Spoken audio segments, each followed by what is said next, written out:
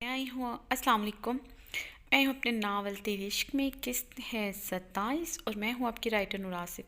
हमेशा की तरह बोलूँगी कि चैनल ज़रूर सब्सक्राइब कर दीजिएगा। उसके अलावा अगर आप मेरे बाकी 2 नावल पढ़ना चाहते हैं तो उनका लिंक डिस्क्रिप्शन बॉक्स में डाल दिया है, तो वहाँ से आप इजीली पढ़ सकते हैं, कोई भी एपिसोड मिस नहीं होगी।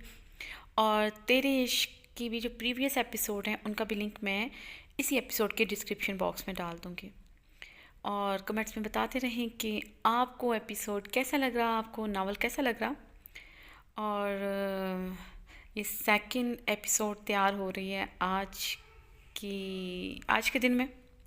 बहुत हैक्टिक डे था, इतना रात को एपिसोड नहीं कर सकी, तो आज सारा दिन लग गया, लेकिन आप लोगों के लिए किया।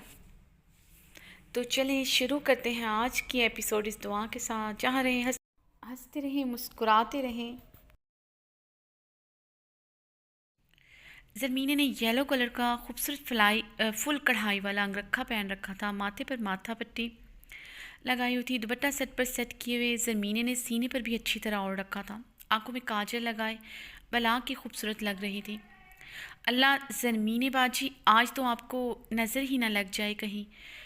परिवश ने ज़रमीने को देखकर चीख मारी थी। क्या हो गया है परिवश, आहिस्ता बोलो, किसी ने तुम्हें यूं ऊंचा बोलते सुन लिया तो शामत आ जाएगी। ज़रमीने ने परिवश को घूरा था। और क्या कह रही हो, मैं खूबसूरत लग रही हूँ? तुमने खुद को देखा है आईने में? तुम खुद क्या लग रही हो, बिल्कुल मासूम सी परी। ज़रमीने ने अपनी आंखों में लगे काजल को अपनी उंगली से ज़रा सा उतार कर परिवश के कान के पीछे लगाया तो परिवश खिलखिला कर हंस पड़ी थी। ज़रमीने बाजी, मैं बहुत खुश हूँ कि खान दादा ने हमें आपकी सहेली की मेहंदी में जाने की इजाज़त दे दी। मैं तो डांस भी करूँगी, परिवश बच्चों की तरह चहकती हुई बोली। खान दादा के बड़े अच्छे ताल्लुकात हैं शाहजीना के बाबा जान के साथ। वैसे भी मेहंदी में सिर्फ औरतें ही आ रही हैं, तो खान दादा ने कहा है कि हम मोरे के साथ जा सकती हैं। ज़रमीने बेइंतहा खुश थी शाहजीना की मेहंदी में जाने के लिए। ज़रमीने बड़ी सी चादर ओढ़कर आबगीना खानम के कमरे की तरफ देखने आई कि वो तैयार हुई कि नहीं। मोरे आप तैयार हैं? ज़रमीने आबगीना खानम के कमरे में दाखिल होती बोली। ये क्या मोरे, आप तैयार ही नहीं हुई अभी? ज़रमीने ने आबगीना खानम को बिस्तर पर लेटे देख कर कहा। बच्चे, मेरी तबीयत कुछ ठीक नहीं लग रहा, मुझे सर्दी लग रहा है। अभी दवाई ली है, थोड़ा सा फ़र्क पड़ता है तो फिर चलते हैं। आबगीना खानम नकाहत ज़दा आलम में बोली थी। मोरे क्या हुआ? ज़रमीने परेशानी के आलम में आबगीना खानम की तरफ बढ़ी। कुछ नहीं बच्चा, अभी ठीक हो जाऊंगी, फिर चलती हूँ तुम्हारे साथ। आबगीना खानम ने ज़रमीने के हसीन चेहरे को देखा और फिर आयतल कुर्सी पढ़कर उस पर फूंकी थी। रहने दे मोरे, आपकी तबीयत ठीक नहीं। ज़रमीने आबगीना खानम का सर दबाने लगी। लेकिन बच्चे, तुमने कितनी तैयारी की, तुम कितना खुश था सुबह से। मैं चलती हूँ तुम्हारे साथ, बस ये बुखार उतर जाए। ज़रमीने खानम को बहुत बुरा लग रहा था। इतने दिनों बाद ज़रमीने कहीं बाहर जा रही थी अपनी सहेली की मेहंदी पर जाने के लिए। इतनी खुश थी और इन्हें बुखार हो गया। इनके बगैर ज़रमीने जा भी नहीं सकती थी। खान दादा ने सिर्फ अबगीने खानम के साथ ही ज़रमीने को जाने की इजाज़त दी थी और ज़रमीने ने अपने साथ परिवश को भी तैयार कर लिया था। ज़रमीने काफ़ी देर तक अबगीना खानम का सर दबाती रही। वो नीम गनूदगी में चली गई तो ज़रमीने अबगीना खानम का मुंह चूमते हुए लाइट ऑफ करके बाहर आ गई। मगर दिल बहुत उदास हो रहा था। शाजीना से उसने वादा किया था कि वह ज़रूर आएगी। वो दोनों कितनी खुश थीं कि सब सहेलियां मिलकर गाने गाएंगी, ढोलक बजाएंगी। ज़रमीने बाहर लाउंज में आकर सोफे पे बैठे रोने लगी। बासित खान जनान खाना के लाउंज में दाखिल हुआ तो ज़रमीने को देखकर ठटक कर रुक गया था। पीले जोड़े में ज़रमीने को यूं तैयार देखकर बासित खान पर बिजलियां गिरी थी, मगर उसे आंसू बहाता देखकर माथे पर बल पड़े थे। क्या हुआ खानम, आज चेहरा मनहूस नहीं लग रहा, तो आंसू बहाकर उसे क्यों मनहूस बनाने पर तुली हुई हो? बासित खान पास आकर बोला तो ज़रमीने डर कर उछली थी और सोफे से उठती जल्दी से अपनी चादर अच्छी तरह खुद पर ओढ़ी। ये देखकर बासित खान की तेवरियों में इजाफा हुआ था। बासित खान ने उसकी चादर खींच कर उतारी थी। ये इतना तैयार किसको दिखाने के लिए हुई हो खानम? मेरे लिए तो हुई नहीं, क्योंकि मेरे सामने आते ही तुम्हें पागलपन के दौरे पड़ जाते हैं, तुम पूरी तरह बुखला जाती हो। बासित खान अपने सामने उसके चादर लेने पर मुश्तल हुआ था। वो ज़मीने के पास آ کر اس کے چہرے کو غور سے دیکھنے لگا۔ زرمینی انگلیاں چٹکھائے، نظریں جھکائے گلابی چہرہ لیے کھڑی تھی۔ باسط خان نے ہاتھ بڑھا کر اس کی ماتھا پٹی کو چھوا تھا اور ہاتھ کی ایک انگلی سے اس کی نوز پن کو ٹچ کیا تھا۔ خانم، کچھ پوچھا ہے تم سے؟ پتھر چبا رہی ہو کیا جو بولا نہیں جا رہا؟ باسط خان نے اس کا چہرہ ٹھوڑی سے پکڑ کر اونچا کیا۔ بب بب باسط سائیں، وہ زرمینیں بے حد نروس ہوئی تھی۔ باسط خان اسے گہری نظروں سے دیکھ رہا تھا۔ اب اس کی گہری بے باک نظریں اس کے چہرے سے ہوتی ہوئی اس کے بدن کا نظارہ کر رہی تھی۔ باسط خان کی خمار آلود اور بے باک نگاہوں کا مفہوم سمجھتی ہوئی زرمینی کی ہتھیلیاں نم ہوئی تھیں۔ اس سے آگے بھی بولو خانم، مجھے غصہ مت دلاؤ، اچھی طرح جانتی ہو مجھے غصہ آئے تو پھر میں کیا کرتا ہوں تمہارے ساتھ۔ باسط خان زمانی لہجے میں بولتا زرمینے کو کانپنے پر مجبور کر گیا تھا۔ وہ میری سہیلی ہے شازینہ، اس کی مہندی ہے آج اور انہیں ساتھ جانا تھا، مگر ان کی طبیعت ٹھیک نہیں ہے، اس لیے اب میں مہندی پر نہیں جا سکتی۔ زرمینی بتاتے ہوئے پھر سے رو پڑی تھی۔ خانم، کس نے اجازت دی تمہیں مہندی پر جانے کی؟ باسط خان نے ماتھے پر بل ڈالے انتہائی سنجیدگی سے دریافت کیا تھا۔ وہ خان دادا نے اجازت دی تھی، زرمینی اپنے آنسو صاف کرتے ہوئے بولی۔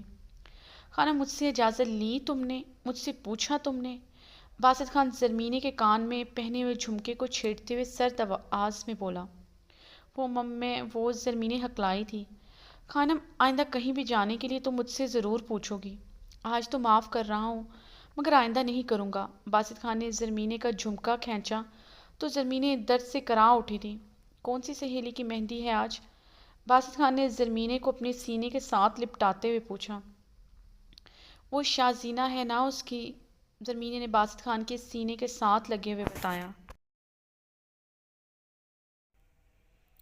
محتشم خان کی بیٹی؟ باسط خان نے پوچھا۔ ہاں وہی، زرمینے نے جواب دیا۔ خانم، بہت اچھی خوشبو آ رہی ہے تم سے۔ باسط خان مدہوش ہوا تھا۔ باسط خان نے زرمینی کو خود سے الگ کر کے غور سے اس کے چہرے کو پھر سے گہری نظروں سے دیکھا تھا۔ اچھی طرح چادر اوڑھ لو، میں تمہیں خود چھوڑ کر آتا ہوں، باسط خان زرمینی کو گہری نظروں سے دیکھتے ہوئے بولا۔ باسط سائیں، وہ خان دادا نے بولا تھا کہ میں مورے کے بغیر نہیں جا سکتی۔ زرمینی نظریں جھکائے بولی تھی۔ خانم، تم خاموش ہی رہا کرو، سچ میں جب تم خاموش رہتی ہو تھوڑی کم منحوس لگتی ہو۔ باسط خان نے زرمینی کی چادر صوفے سے اٹھا کر اچھی طرح زرمینے پر اڑائی تھی اور اسے چہرہ ڈھانپنے کو کہا۔ خانم، میں تمہیں چھوڑ کر آتا ہوں، پورے 1 گھنٹے بعد میں تمہیں لینے آ جاؤں گا، اور ہاں پوری طرح پردہ کرنا، کسی بھی مرد کی نظر تمہارے چہرے پر نہ پڑے۔ باسط خان جانتا تھا کہ محتشم خان کی فیملی پورے پردے کا خیال رکھتی ہے۔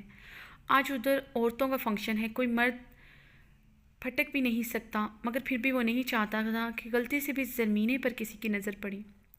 جی جی باسط سائیں، زرمینے نے نظریں جھکائے جواب دیا، اور واپسی پر تم مجھے میرے کمرے میں اسی حلیے میں ملو گی، ایسے ہی تیار۔ باسط خان نے زرمینے کو حکم دیا تھا۔ باسط خان کا حکم سن کر زرمینے پر لرزہ طاری ہوا تھا۔ کچھ کہا ہے خانم؟ زرمینے کو خاموش نظریں جھکائے کھڑا دیکھ کر باسط خان نے سرد آواز میں کہا۔ جی سائیں، جیسے آپ کا حکم۔ زرمینے نے سرخ چہرے لرزتے ہوئے لبوں سے کہا۔ جاؤ پریوش کو بلا لاؤ، میں چھوڑ آتا ہوں، باسط خان کہتے ہوئے وہاں سے چلا گیا۔ زرمینے نے لمبا گہرا سانس لیا تھا۔ مہندی میں جانے کی ساری خوشی غارت ہو گئی تھی۔ اب تو بس زرمینے کا دل لرز رہا تھا باسط خان کی غربت کا سوچ کر۔ ارمان خان صبح اٹھتے ہی آفس بغیر ناشتے کیے چلا گیا تھا۔ گلبانو ارمان خان کو دوسرے کمرے سے نکلتا دیکھ کر حیران ہوئی تھی۔ گلبانو ناشتہ بنا کر نینا کے کمرے کی جانب بڑھ گئی۔ پچھلے 1 ہفتے سے وہ ناشتہ نینا کو اس کے کمرے میں دے کر آتی تھی۔ ارمان خان نے سختی سے اسے 3 ٹائم کا کھانا نینا کے کمرے میں پہنچانے کا کہا تھا۔ ابھی بھی اس نے ناشتے کی ٹرالی گھسیٹتی نینا کے کمرے کا دروازہ نوک کیا۔ صبح کے 11 بج رہے تھے، نینا ابھی تک کمرے سے نہیں نکلی تھی۔ گلبانو نے 1-2 دفعہ دروازہ نوک کیا، پھر سمجھ نہ آیا تو دروازے کو ہینڈل سے پکڑ کر کھولا تو وہ کھلتا چلا گیا۔ اندر کمرے کی حالت دیکھ کر گلبانو حیران رہ گئی۔ کمرے میں ٹوٹے ہوئے واز، نینا کی جیولری، پھولوں کی مرجھائی لڑیاں بکھری پڑی تھیں۔ اتنی خوبصورت مسحری لڑیوں کی صورت میں زمین پر پڑی تھی۔ نینا رات والے اتنے ہیوی لباس میں ہی بیڈ پر لیٹی سو رہی تھی۔ گلبانو تو شاک تھی۔ وہ حویلی والوں کو بہت اچھی طرح جانتی تھی، وہ جانتی تھی حویلی کے مردوں کے غصے کو، اور وہاں پر رہنے والی عورتوں کو جو اونچی آواز میں بات بھی نہیں کرتی تھی۔ وہ نینا کو دیکھ کر پہلے دن بھی حیران رہ گئی تھی۔ نینا بے حد خوبصورت لگی تھی گلبانوں کو، حویلی کی تمام عورتوں سے زیادہ خوبصورت۔ اسے سب سے پہلے نینا کی ڈریسنگ نے حیران کیا تھا، جو ہر وقت کمرے میں نائٹی پہن کر رکھتی تھی۔ پھر ارمان خان اور نینا الگ الگ روم میں رہتے تھے۔ وہ حیران ہوئی کہ اتنی خوبصورت بیوی کے ہوتے ہوئے ارمان خان کیسے اس سے دور رہ سکتا ہے۔ وہ حویلی کے مردوں کی فطرت جانتی تھی، ان کا دو دو چار چار بیویوں کے ہوتے ہوئے بھی گزارا مشکل تھا۔ کل تک چھوٹے خان کتنے خوش تھے، ارمان خان نے اس سے مختلف اقسام کے کھانے بنوائے تھے، کچھ باہر سے آرڈر کروائے تھے کہ وہ اور نینا رات میں ڈنر کریں گے۔ پورا کمرہ نیا کر دیا تھا۔ انہوں نے کتنی خوبصورت مسحری تیار کی تھی جو زمین پر پڑی اب ماتم کا نہ تھی۔ زمینیں دکھ سے لٹا پٹا کمرہ دیکھ رہی تھی۔ کیا خان صاحب نے چھوٹی بی بی جی پر ہاتھ اٹھایا ہے، انہیں مارا ہے؟ کیونکہ یہ سب کچھ ارمان خان ہی کر سکتا تھا۔ اس کے نزدیک ارمان خان نے ہی کمرے کا یہ حال کیا ہوگا۔ نینا کا تو وہ سوچ بھی نہیں سکتی تھی۔ آخر کو نینا عورت تھی، اور وہ بھی حویلی کے مرد کی عورت، تو سوال ہی پیدا نہیں ہوتا کہ یہ سب چھوٹی بی بی نے کیا ہو۔ مگر گلبانوں کے نزدیک حیران کن بات یہ تھی کہ نینا ابھی تک شادی والے جوڑے میں ہی ملبوس تھی۔ یہ کیسے ممکن ہے؟ چاہے ارمان خان نے ہاتھ اٹھایا ہو، مگر اپنا حق تو پورے حق سے لیا ہوگا۔ مگر نینا کو رات والے لباس میں دیکھ کر یہ ناممکن لگ رہا تھا۔ گلبانوں لمبا سانس خارج کرتے ٹرالی گھسیٹتے آگے بڑھی تھی۔ نینا گلبانوں کو دیکھ کر اٹھ گئی تھی۔ نینا نے اٹھتے ساتھ ہی گلبانوں سے اپنی کوئی ہلکی پھلکی نائٹی نکالنے کو کہا۔ ارمان خان نے نینا کے لیے جتنے بھی کپڑے لیے تھے سب ٹراؤزر، شرٹس اور فراکس پر مبنی تھے۔ ایسے کپڑوں سے تو نینا کی جان جاتی تھی۔ ارمان خان نے ڈفرینٹ قسم کی اس کے لیے نائٹیز بھی آرڈر کی تھی۔ کچھ نائٹیز کو دیکھ کر تو نینا کا شرم اور غصے سے برا حال ہو گیا تھا۔ وہ تو نینا نے کب سے گلبانوں کے ہاتھوں ضائع کروا دی تھی، اور جو گاؤن اور سمپل ٹراؤزر اور شارٹ شرٹس پر مشتمل تھی وہ نینا سارا دن پہن کر رکھتی تھی۔ ارمان خان بھی کچھ نہیں کہتا تھا، کیونکہ گھر میں گلبانوں کے علاوہ تو کوئی اور ہوتا نہیں تھا، تو ارمان خان نے اس پر ناگواری کے باوجود کچھ نہیں کہا تھا۔ نینا اچھی طرح شاور لے کر آئی تو گلبانو سارا کمرہ صاف کر چکی تھی۔ ساری جیولری اٹھا کر وہ دراز میں ڈال چکی تھی۔ نینا نے خاموشی سے بریک فاسٹ کیا۔ اس نے کل رات بھی کچھ نہیں کھایا تھا۔ بی بی جی آپ کے لیے کوئی کپڑے استری کر دوں؟ گلبانو نے نینا سے پوچھا۔ نہیں، اس کی ضرورت نہیں، نینا نے ناشتہ کرتے ہوئے جواب دیا۔ سنو گلبانو، جو جانے لگی تھی نینا کی پکار پر مڑی۔ نینا گلبانو کے پاس آ کر کھڑی اور گلبانو کو غور سے دیکھنے لگی۔ گلبانو نے اپنا دوپٹہ سر پر اور اچھے سے جمایا تھا۔ نینا بہت غور سے گلبانو کو دیکھ رہی تھی۔ میں نے رحیم خان کیا کہا تھا مسٹر خان نے؟ ہاں، رحیم کاکا، میں نے پرسوں اپنے گھر جاتے ہوئے دیکھا تھا، اسے باہر کھڑا گاڑی واش کر رہا تھا۔ تم اس کی کون ہو؟ بیٹی ہو اس کی؟ مسٹر خان نے تو کہا تھا کہ تم رحیم خان کی بیوی ہو، لیکن تم بیوی کیسے ہو سکتی ہو؟ مجھے سننے میں شاید غلطی ہوئی ہے، تمہاری اور اس کی عمر میں بہت فرق ہے، نینا نے اچنبھے سے کہا۔ بی بی جی یہ کیا کہہ رہی ہیں؟ اللہ توبہ، میں ان کی بیٹی نہیں ہوں، وہ میرے شوہر ہیں۔ گلبانو کے بتانے پر نینا نے چیخ ماری تھی۔ واٹ؟ یہ کیا کہہ رہی؟ وہ تمہارا شوہر ہے؟ وہ تو اچھی خاصی عمر کا ہے، نینا بے یقینی سے بولی تھی۔ بی بی جی وہ میرے شوہر ہی ہیں، گلبانو نظریں جھکائے بولی۔ آئی کانٹ بلیو دس، یہ تو ظلم ہے۔ کیا عمر ہے تمہاری؟ نینا نے سوال کیا۔ بی بی جی 24 سال کی ہوں میں، گلبانو نے آہستگی سے اپنی عمر بتائی۔ اور وہ رحیم خان 50 سال سے اوپر کا ہی ہوگا، نینا صدمے کی کیفیت میں تھی۔ تم نے یہ شادی کیوں کی؟ تم اتنی پیاری ہو، کم عمر ہو، اور کوئی نہ تھا، وہ بڈھا منحوس شکل والا ہی رہ گیا تھا تمہارے لیے، نینا نے اونچی آواز میں کہا۔ بی بی جی مجھے نہیں پتا، جب میری شادی ہوئی تھی تب میں 17 سال کی تھی، میں ونی میں آئی تھی، گلبانو آہستگی سے بتاتے ہوئے وہاں سے چلی گئی تھی۔ ارمان خان سارا دن کا تھکا ہارا بھی آیا ہی تھا جب نینا دھاڑ سے اس کے کمرے کا دروازہ کھول کر اندر داخل ہوئی تھی۔ ارمان خان نے اپنی شرٹ اتار کر صوفے پر پھینکتے ہوئے حیرانگی سے نینا کو دیکھا، جو کھلے بالوں کے ساتھ بلیک فل گاؤن نائٹی میں ملبوس تھی۔ اسے شرٹ لیس دیکھ کر ایک پل کے لیے سرخ پڑی تھی اور اپنا رخ پھیر کر کھڑی ہو گئی۔ ارمان خان اسے دیکھ کر بنا کچھ کہے واش روم میں چلا گیا تھا۔ نینا کافی دیر تک ارمان خان کا ویٹ کرتی رہی۔ واش روم میں پانی گرنے کی آواز سے نینا کو اندازہ ہو گیا تھا کہ وہ شاور لے رہا ہے۔ نینا جھنجھلائی تھی، 2 منٹ رک نہیں سکتے تھے؟ مجھے بات کرنی تھی اور بنا مجھ سے پوچھے کہ میں آدھی رات کو ان کے کمرے میں کیا کرنے آئی ہوں، واش روم میں گھس گئے ہیں۔ نینا نے جھنجھلاتے ہوئے واش روم کے دروازے کو گھورا۔ ارمان خان واش روم سے کمر پر ٹاول باندھ کر نکلا اور ایک چھوٹا ٹاول ہاتھ میں پکڑے ہوا تھا۔ نینا یہ دیکھ کر مزید سرخ پڑی تھی۔ مسٹر خان، مجھے آپ سے بات کرنی ہے اور آپ یوں ٹاول باندھ کر آگے ہیں۔ نینا سرخ چہرے کے ساتھ نظریں جھکائے بولی۔ تمہاری بات کا میرے ٹاول سے کیا تعلق؟ ارمان خان ڈریسنگ میرر کے سامنے کھڑے ہو کر اپنے بالوں کو ٹاول سے خشک کرتے ہوئے سنجیدگی سے بولا تھا۔ مسٹر خان، مجھے شرم آ رہی ہے۔ نینا نے آنکھیں جھکائے آہستگی سے جواب دیا۔ یہ بھی تمہارا مسئلہ ہے؟ شرم تمہیں آ رہی ہے، مجھے نہیں۔ ارمان خان نے اپنے بال خشک کر کے اپنی گردن اور سینے کو اچھی طرح ٹاول سے خشک کر کر ٹاول بیڈ پر اچھالا تھا۔ میں سارا دن کا بہت تھکا ہوا ہوں، مجھے سونا ہے۔ ارمان خان نے نینا کو دیکھتے ہوئے سنجیدگی سے کہا، جو نظریں جھکائے کھڑی تھی۔ نینا نے ایک نظر ارمان خان کو دیکھا جو ابھی تک ٹاول میں تھا۔ چہرے پر بے انتہا سنجیدگی تھی۔ مسٹر خان، گل بانو آپ کی حویلی میں کام کرتی تھی، آپ نے بتایا۔